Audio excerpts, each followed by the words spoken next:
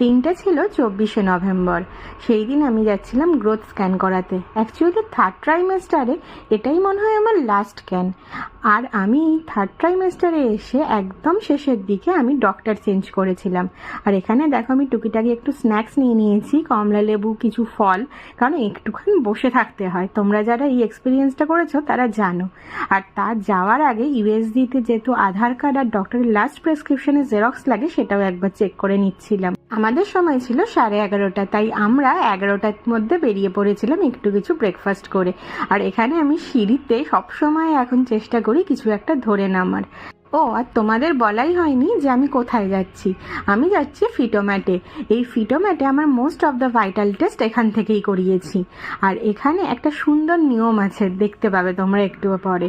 যারা পেশেন্ট আছো তাদের জুতোর মধ্যে একটা প্লাস্টিকের র্যাপ পরিয়ে দেওয়া হয়, আর দেওয়া হয় একটা সিল্ড জলের বোতল। যদিও এটা আমার এখন কোনো কাজের না, কারণ এই স্ক্যানগুলো করতে আর জল খেতে লাগে না।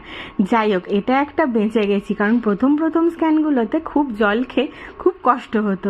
তারপর নিয়ে যাওয়া হলো লিফটে করে দোতলায়, আর সেখানেই হবে টেস্ট করতে মিনিমাম 45 মিনিট লাগে এখানে।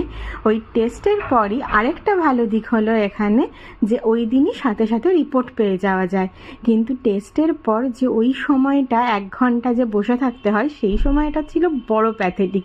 কারণ রিপোর্টটা যতক্ষণ না হাতে পাচ্ছি ততক্ষণ একটা টেনশন চলতে থাকে। যাই হোক, তারপর রিপোর্ট পেয়ে মনের মধ্যে